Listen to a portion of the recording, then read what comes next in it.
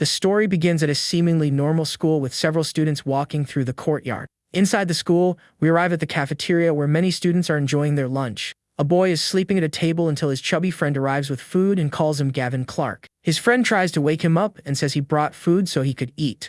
The friend thinks the guy is tired because he was up late talking to Senior Scott. Waking up confused, the young man wonders where he is and notices a very good smell in the air. He looks at the tray and sees a full meal with rice and chicken, looking surprised. Suddenly, the guy jumps up and yells for everyone to hear that this is real food. The boy now stares at the plates, drooling with hunger, and his friend is startled by his reaction. Without a second thought, he starts devouring the food on the table like a wild animal. The chubby friend asks him to take it easy or else he'll end up choking. He then gets mad because he realizes the protagonist is eating his own food. After eating everything, the guy appears with a full belly and says he's finally back. With a serious look, he thinks that he can't believe it, but it seems he has truly been reborn. His friend asks if he's full and if he was a starving ghost in his past life.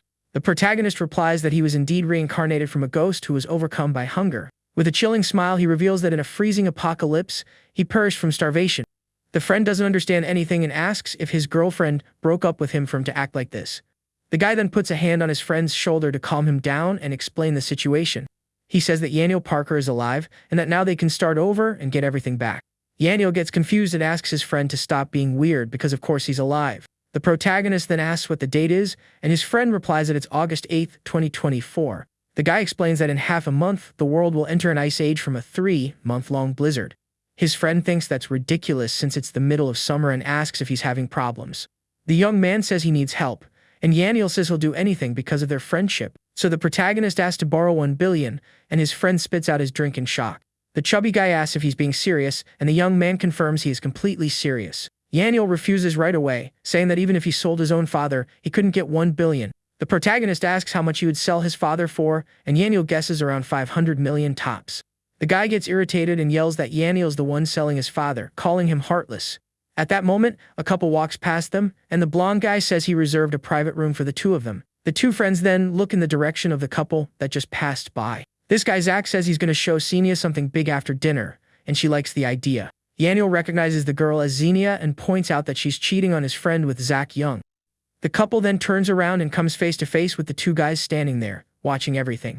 Xenia is shocked and asks what Gavin is doing there with a stunned look on her face. The chubby friend gets angry and says that Gavin saved up to buy expensive clothes for her. The girl doesn't care and says she won't explain anything because it is exactly what it looks like. The protagonist has a flashback to his past life where he took care of her after she was abandoned. He remembers that she betrayed him several times and that he passed away from hunger because of her. His friend tries to convince Gavin to leave since the girl isn't even hiding it anymore, but the guy says he's in no hurry. Yaniel is confused and asks why they would stay because just looking at her makes him feel sick. Zach mocks the protagonist, saying that Xenia called him clingy, and it looks like she was right. The young woman then tells Gavin to stop bothering her and says that everything he did was harassment and that she finds him disgusting.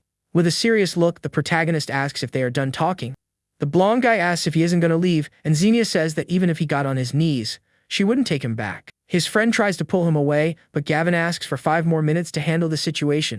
Yaniel doesn't understand why and wonders why a nice guy like him can't see who she really is. Zach laughs and says he'd love to see the guy's tricks in 5 minutes, and if it's entertaining, he'll give him a prize. Without a second thought, the protagonist gives the blonde guy a hard slap across the face. The girl is shocked by the scene and desperately yells Zach's name. The friend and everyone else around are left with their mouths wide open at what just happened. Holding his face, the blonde guy gets furious and asks how the guy dares to hit him. Zach then raises his fist in anger and gets ready to return the attack. He yells that he's going to finish the protagonist, but the dark-haired guy remains calm and still in the same spot. Before the blonde guy can do anything, Gavin hits him with a kick to the face and tells him to get lost. The chubby friend is impressed by his buddy's strength and wonders just how tough he is. With Zach on the ground, Xenia runs over, worried to see if he's okay. She yells at Gavin, telling him he's in huge trouble for laying a hand on the hair of a major corporation. The blonde guy gets up and says he's a black belt in Taekwondo and that he won't lose to a punk. Without even giving the blonde guy time to react, the protagonist lands another punch and calls him trash. He thinks that the apocalypse was a chance to learn how to fight and that dealing with a guy like this is easy. His friend is shocked by his buddy's strength and asks since when he became so strong. The girl gets furious and yells that the guy will regret hurting Zach. She then tells the protagonist to get on his knees and apologize, or else she'll never forgive him. Out of patience, the guy slaps the young woman across the face and asks who she thinks she is. The blonde guy gets up furious and threatens to destroy the protagonist, saying it will be as easy as crushing an ant. But before he can do anything, the protagonist hits him with an uppercut to the chin. Seizing the opportunity, the dark-haired guy quickly grabs something from the blonde's jacket pocket. He then reveals a spray can and says he knew he'd find that on him. The blonde guy yells desperately and tells the protagonist to give the object back immediately. With a smirk, the dark-haired guy asks how many girls he has already harmed using that item. The other guy denies everything and tries to get the spray back, saying he doesn't know what he's talking about. Without wasting any time, the protagonist sprays the entire contents of the can in the blonde guy's face. He starts to scream in pain, and the girl runs over, worried, to see what happened. She asks what's wrong, but the blonde guy tells her to get away and stay away from him. The guy's eyes get strange and he seems to be completely out of his mind. He then turns and grabs the girl next to him with a crazed look. Completely out of control, the blonde-haired guy ends up tearing the young woman's dress in front of everyone. The girl panics and yells for him to stop because they are in the middle of the cafeteria. The girl screams desperately for help while Zach continues to attack her uncontrollably. The protagonist announces that the 5 minutes are up and his friend is still in shock from the scene. He explains that the spray was a substance that makes a person lose their senses and turn into a beast. His friend worries about the police, but the guy says Zach wouldn't risk being exposed. And also, being very proud, the Hair of the Dragon group would try to get revenge on his own. Yaniel agrees and says that given his personality, he would handle this privately. Leaving the cafeteria, the chubby guy asks where they're going now. With a smile on his face, the protagonist replies that he's going to sell his house. They soon arrive at a real estate agency, and the friend seems very worried about the idea. He questions selling his parents' only house, but the guy is completely decided. The young man thinks that with the money, he needs to stock up on supplies for the apocalypse. The real estate agent hands over the papers and comments that there's no rush to sell with prices so high. Leaving the place, the friend asks what their next stop will be. The protagonist then announces with a smile that now it's time to spend money. A short time later, the two friends arrive at a very large supermarket. The guy starts asking the employee for 1,000 units of rice flour and oil, and he also asks for 10,000 units of each of the canned goods on the shelf. The attendant is completely shocked by the order and asks if the gentleman is sure. The young man confirms and his friend jokes, asking if he's opening his own supermarket. He then asks if the market does deliveries, and the employee says yes, they take care of everything. The guy asks if his friend's family has a warehouse, and Yaniel questions if he's going to store everything there. The young man then asks to borrow the warehouse and for the address so he can go buy more things. At that moment, two girls appear in the supermarket aisle, watching the guys. They recognize him and mock him for being cheated on, questioning how he can afford to shop at that place. Next, he orders 5 state-of-the-art computers and 10 televisions and video game consoles. The guy thinks that with the apocalypse, entertainment will be essential for passing the time. The employee gets super excited and calls him the biggest customer of the year, leaving the other two shocked. The girls are in shock over the cost and wonder how a poor guy like him has so much money. The protagonist then asks to have all the electronics and the winter jackets packed up. The purple-haired girl wonders if he's really poor since he's already spent over 1 million. They conclude that he's a rich guy in disguise and that this is a huge opportunity for them. The guy thinks he's almost ready for the apocalypse and now needs to focus on something more important. A female voice greets him and the guy recognizes her instantly with a serious look. The two of them approach and compliment him, saying he suddenly got much more handsome. He remembers that in the apocalypse, they led some thugs and once robbed him, nearly leaving him to freeze. The purple-haired one asks why he's so quiet and invites him to get a bite to eat. The guy accepts the invitation and asks his friend to take the things back while he handles something. The girls celebrate that the fool agreed and plan to spend all his money at a fancy restaurant. The protagonist says he's starving and leaves the market with the two girls. A short time later, the trio arrives in front of a building that looks very expensive and luxurious. The girls take him to the restaurant, and he pretends to be surprised by how expensive the place looks. Once inside the fancy place, one of the girls asks the guy what he thinks of the food there. Looking at the menu, the protagonist pretends to be shocked and asks if it isn't a little too pricey. The two don't care and say that if he's not going to order anything, they'll order for themselves.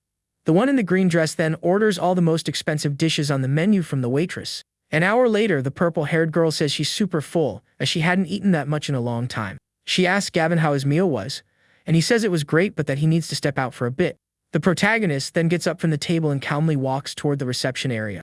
There, he ignores the bill and asks them to prepare 100 tables with the same dishes for 10 days from now. The employee's jaw drops at the request and she asks if the gentleman is sure about that. The guy just hands the girl a VP card and says he can pay for everything in advance. He remembers eating canned food during the apocalypse and wants to secure good food for the future. The girls think he went to pay and call him a rich fool, planning to go buy purses afterward. The receptionist confirms the huge order and then asks about the bill for their table. With a victorious smile, the young man takes his card back and says they can pay for themselves. He thinks that he's spent almost all the money from the house and that now it's time to take out loans. The guy then starts accessing various online loan websites on his phone. Walking down the street, he celebrates getting 2.7 million from 36 companies. Suddenly, the protagonist's cell phone starts to ring, and the name Sharon appears on the screen. On the other end of the line, the girl shouts furiously, asking where on earth he's gone. On the phone, the guy says something unexpected came up and that he's already on his way home. With a mocking smile, he then asks why he should be the one to pay the bill.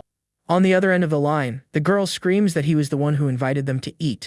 The young man retorts that he never invited them, and that they were the ones who dragged him there. The purple-haired one gets furious and asks if he expects them to pay for that expensive food. He scoffs at them and asks why they're complaining about the price if they insisted on ordering the priciest dishes. A man in the restaurant calls them a disgrace and says Gavin is a loser who can't pay. She then asks the receptionist if it's true that he ordered 100 tables, and the girl confirms it. Desperate, the girl begs Gavin to come back and pay the bill since he has so much money. The guy hangs up the phone and says he's not paying for two spoiled brats like them. The girls panic because they don't have any money, and the manager informs them they don't do tabs. Angrily, the girl decides to call some guy named Hunter to teach the protagonist a lesson. Meanwhile, the young man arrives in front of a lottery store with a plan in mind. He remembers winning the lottery in his past life, and that now he can win much more. Using his memory from the past, the guy fills out the ticket with the numbers he knows will win. Holding the ticket, he says that now he just has to wait 2 days for the results. The protagonist then returns to the warehouse and finds his friend Yaniel on the floor. The chubby guy complains that he was left behind, but his friend promises to take him out to have some fun. Inside the warehouse filled with boxes, his friend asks what the point of spending so much is. The young man explains that in the apocalypse, these supplies will save lives and asks Yaniel to trust him. His buddy says that if the guy didn't seem so normal, he'd think his friend had gone crazy. The protagonist smiles and says there's no rush because in a few days, the chubby guy will believe him. Suddenly, some strange guys show up, and one of them asks if he's the guy named Gavin Clark.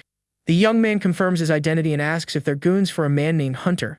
A bald guy with a bat accuses him of messing with Hunter's woman and calls him bold. The chubby friend gets scared and threatens to call the police as the thugs surround them. The bald guy scoffs and dares him to call to see who gets there first, the police or him. The protagonist then steps in and tells his friend that he doesn't need to call the authorities. The thugs laugh at the young man's attitude and call him a coward for not wanting to involve the police. The chubby friend tries to negotiate and says his father is the head of a major construction company. The bald guy recognizes the name and says he won't touch him, but that their target is Gavin. Desperate, his buddy yells for the protagonist to run while he tries to hold the guy's back. A blonde guy shoves the chubby friend, and the bald guy prepares to attack the young man with the baseball bat. Terrified, the chubby friend screams Gavin's name desperately as he watches the scene. The protagonist stops the bat with one hand and says the attack was slow and that the guy has never trained. Next, he lands a powerful kick in the bald guy's stomach, making the man drop the bat. The big guy spits out a bit of blood and asks how the little brat dared to do that. The young man picks the bat up off the floor and lands a solid hit right in the goon's face. The hit is so strong that the bat smacks right into the bald guy's mouth, leaving him in shock. The other goons get scared and say the kid is ruthless because he completely took out the bald guy. With the bat on his shoulder, the protagonist smiles and challenges all the others to come at him together. Pointing at the goons, he stares them down with a look full of confidence and determination. The blonde guy then yells for his buddies to go all out and finish the kid. With swift and precise movements, the young man takes down all the thugs and seems to be having fun. The chubby friend is shocked and wonders if that's still the same Gavin he knew. With everyone on the floor, the guy asks if that was enough, and the goons surrender on the spot. He then demands 100,000 from each of them, and the blonde guy shouts that this is extortion. Out of patience, the protagonist lands another blow to the thug's face, who screams in pain. The guy threatens to mess up their legs if they don't hurry up and make the transfer. A little later, the young man's phone gets a notification for 600,000 in his account. He thinks that he's not cruel, but that the apocalypse has changed his mind forever. The protagonist hugs his friend and says he's going to take him someplace really exciting. The two arrive at a nightclub full of lights, with several people dancing on the floor. The chubby friend loves the place and says it's perfect for relaxing after so much trouble. The guy goes to the bar and tells the girl he's looking for the boss for a delivery. Suddenly, the two friends are walking down a hallway lined with several security guards in suits. Yaniel is terrified and the protagonist asks if the situation is exciting or not. The chubby guy says his heart is racing and that this is the wrong kind of excitement. The security guards start shouting that Mr. Lowe has arrived, making his friend even more tense. They then stand in front of a man with his back turned, who has long purple hair. The man turns around, revealing himself to be an old man who asks if they are there for a delivery. The protagonist says it's the first time they've met and that he came after hearing about the delivery. Mr. Lowe then questions where the goods are, since the two of them are empty-handed. With a smile, the guy says that they are the goods, and the old man finds the situation amusing. But suddenly, the boss gets serious and orders his armed security guards to detain the two young men. The chubby friend panics and tries to use his father's name to get out of the mess. He asks what kind of goods they're delivering, and the young man explains that it's their organs. Yaniel gets even more desperate and shouts, how does his friend expect him not to panic? The young man then challenges the boss and asks if the famous Mr. Lo doesn't dare to buy. He then makes an offer, saying that for 10 million, all his organs belong to the old man. The boss makes a counteroffer and offers 5 million, saying the market price is low. The guy accepts and asks for the money first, promising to deliver the body in 3 days, and the old man agrees. Mr. Lo then orders one of his goons to bring the contracts for the two to sign. The protagonist asks why there's only one contract and requests another for his friend, who immediately refuses. Ignoring the protests, the young man tells the security guard not to listen to him because he is indeed selling. The security guard then forces the chubby guy to sign the contract at gunpoint. Leaving the place, his buddy yells at his friend, calling him inhuman for selling him out. The guy tells him not to worry, but the chubby friend says Lo is a dangerous gang leader. With a serious look, the young man reveals that in 3 days, that Lo guy will be gone. His friend doesn't believe it, but the protagonist says he's going to make him believe in the apocalypse. In front of a large mansion, a realtor asks if the guy is sure he only wants to rent that one house. He confirms with absolute certainty and tells the woman he's not interested in any of the others. The chubby friend doesn't understand anything and asks why they're suddenly renting a mansion. The protagonist remembers that in his past life, that mansion was the safest place during the apocalypse. He then decides that since he passed away there in his past life, his new life will begin in that very same place. The realtor warns that the owner doesn't want to rent, but the guy offers double the rental price. Even so, she says it's not a matter of money, and he raises the offer to 5 times the price. With a smile, the young man offers 10 times the rent and says he can pay the first month right now. Excited, the woman guarantees she'll get the house for him, even if she has to beg the owner. He then says he has one condition: he wants to completely renovate the house before moving in. Suddenly, an older woman appears, telling Xenia to seize the opportunity with Zach. The chubby friend is surprised to see the girl there and wonders what she's doing. The guy explains that it's simple and that this Zach young guy has a mansion in that community. Xenia gets an expression of anger and contempt upon seeing her ex-boyfriend standing there. She yells at him and accuses him of stalking her again after what happened last time. The girl's mother butts in and says her daughter would never be interested in a poor, futureless student.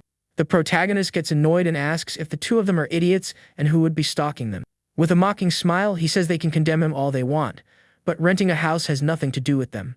Xenia scoffs at the guy and doubts he has the money to pay the $20,000 a month rent.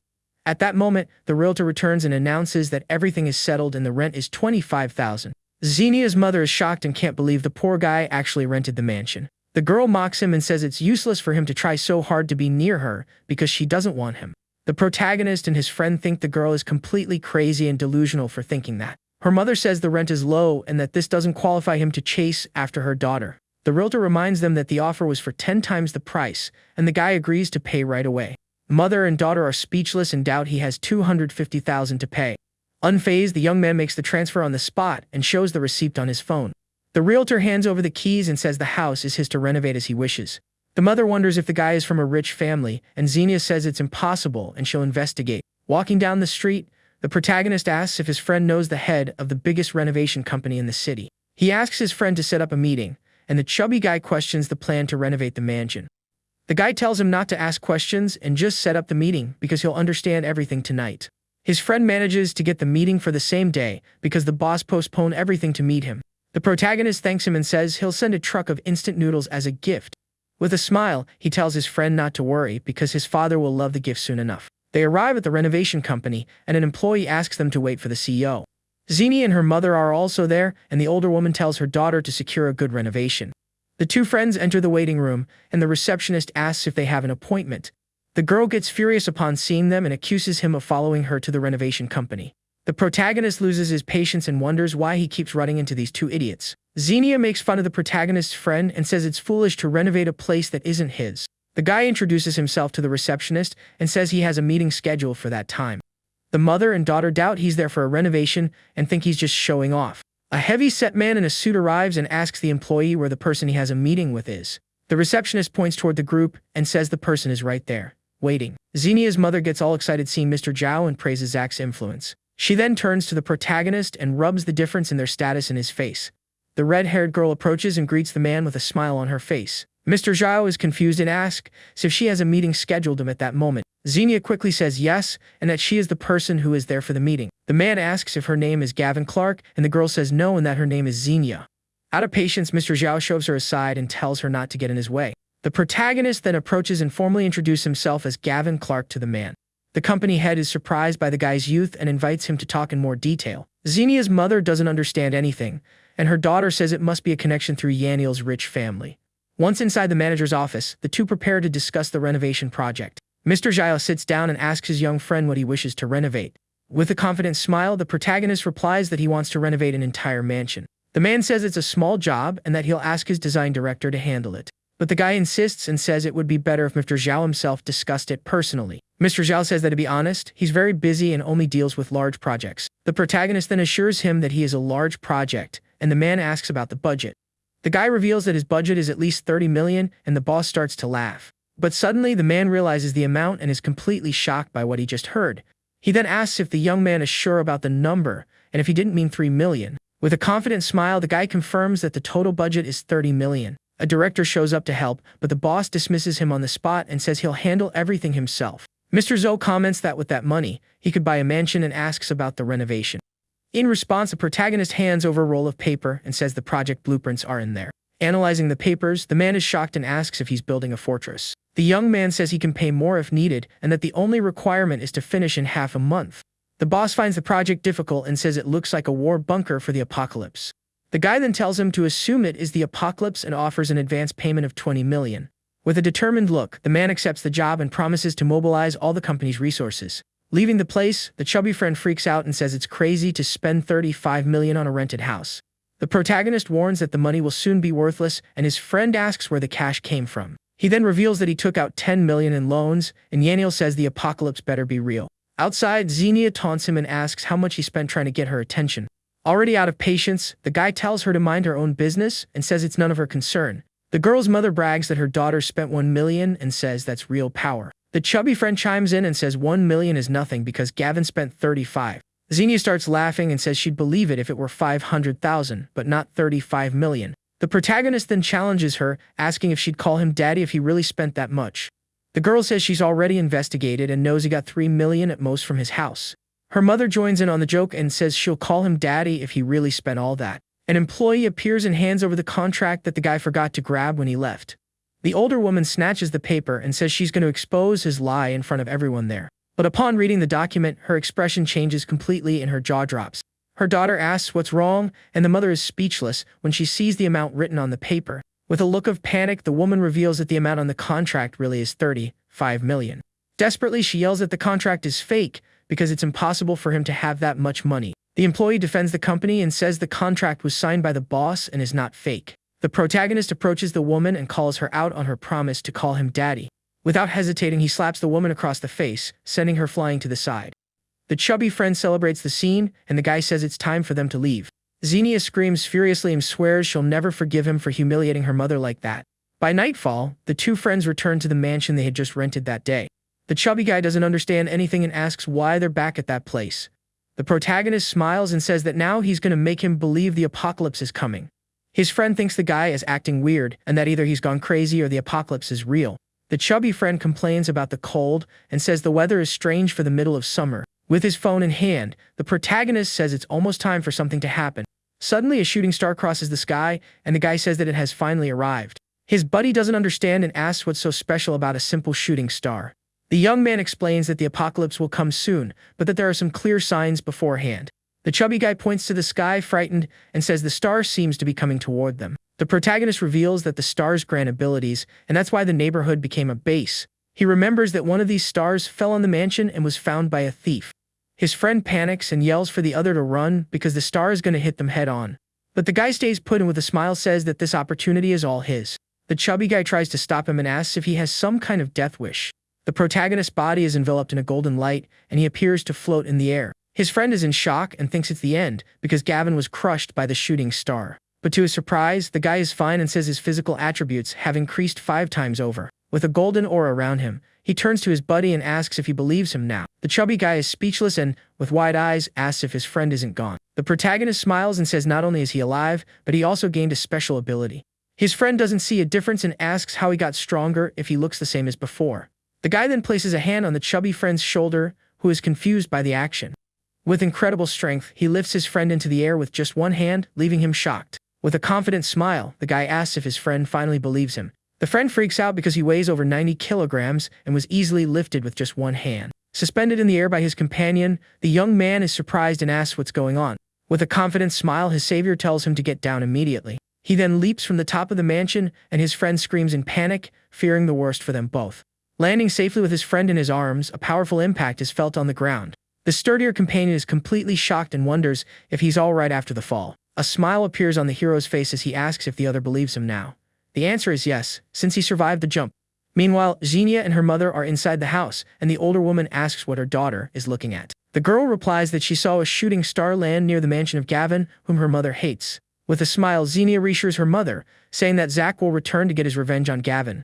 The matriarch hears the doorbell and seems surprised by the sudden noise. Zack Young appears at the door. The woman greets him happily, and he asks where Xenia is. The young woman appears with a seductive look, calling Zack's name to get his attention. Zack holds her in a suggestive way and tells her to hurry up, as he's very worked up. The girl's mother is still there, and Zack tells her to go boil some water.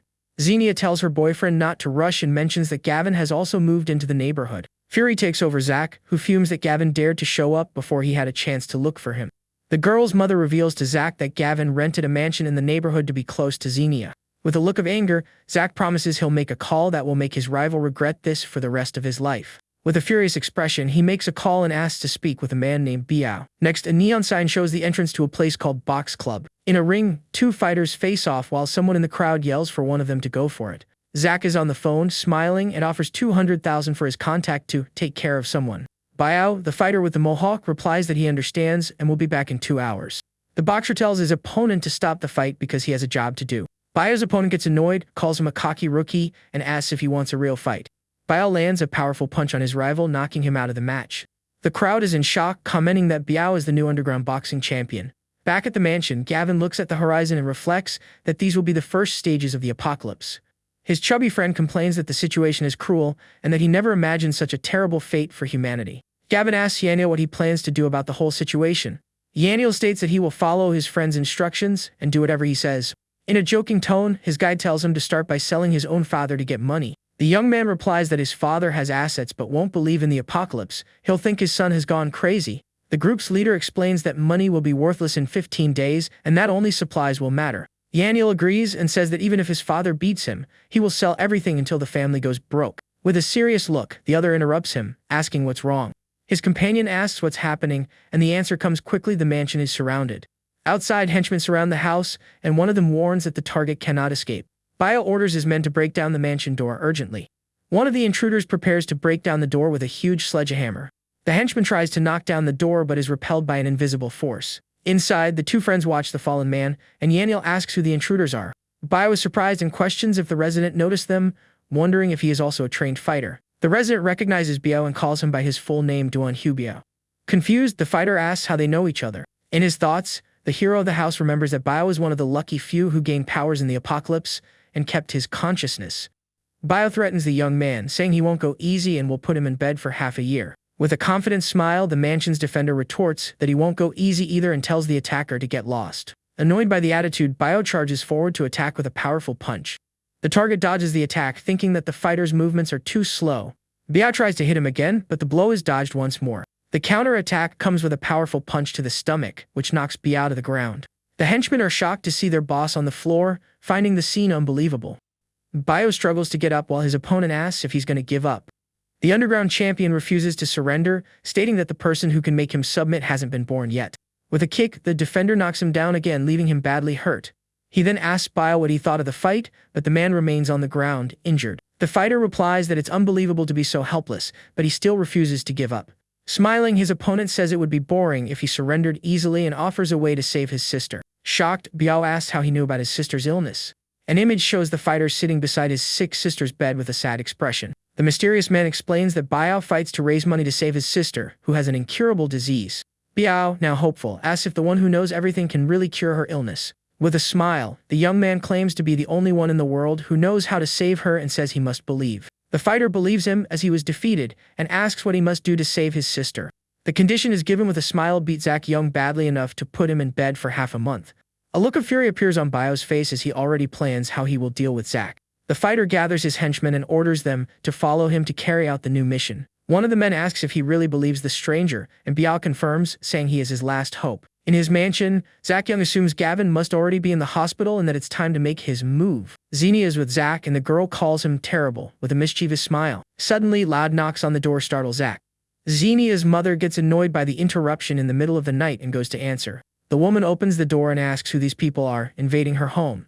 Biao tells the lady to get out of the way so they can enter quickly. Xenia's mother scolds the fighter, calling him rude for barging into her house. Bio responds with a powerful punch and tells her to get out of his way. Once inside the mansion, Zach asks if the job was done. Zach approaches Biao and hands him 200,000, saying he didn't need to come in person. Biao's response is a powerful punch that hits Zach square in the face. Xenia is frightened to see her boyfriend bleeding and asks Biao what he is doing. The fighter ignores Xenia's plea and orders his men to attack Zach. The henchmen start punching and kicking Zach on the floor with great anger. The victim begs Biao to stop threatening him and saying his family would throw him in the gutter. Biao tells his henchmen to seize the attack for a moment. Annoyed, Zach says Biao made a huge mistake by attacking him. The group leader ignores his words and tells his men to tie up and rough up the target again. Zach panics, calling Biao crazy for doing this. The attacker then asks who Gavin Clark is and demands an explanation for all of this. Hanging upside down, the target reveals he only has access to 10 million and needs approval for more. Biao demands that he transfer the 10 million to his account immediately. Gavin's phone displays a text message with a notification of money received. His friend tells him the professor sent a message about a practical training session, but the young man says he's not going. Upon hearing that the training is near North New City, he changes his mind. With a smile, the young man decides to participate, as he was already planning to explore that place. His phone rings. It's Biao, reporting that Zach Young covered up 10 million and that the money has already been sent. In front of a lottery shop, the young man thinks about checking the tickets he bought. He reflects that if he wins the lottery, he can buy a lot of supplies for the apocalypse. A while later, he gets angry for not having won and wonders how this could have happened. The strategist thinks that nothing has changed and that maybe the director of events is one step ahead of him. He concludes that he needs to find another way to make a lot of money to prepare. College students gather in front of a bus for the finance practical training. The girls who tricked him at the restaurant stare at him, annoyed, and ask if he dares to show up. With a sarcastic smile, he questions why he wouldn't dare to show his face. They confront him for leaving without paying the restaurant bill and demand an explanation. With an indifferent expression, the young man asks what that has to do with him. One of the girls, with a sensual smile, asks him to pay the debt, promising they will do anything in return. The other, excited, says he's learned to be bad and that for 20,000, they won't be going back to the dorm. Smiling mischievously, the debtor says they must first lend him 40,000. The young man walks away from the girls with a smile, ready for a new fundraising plan.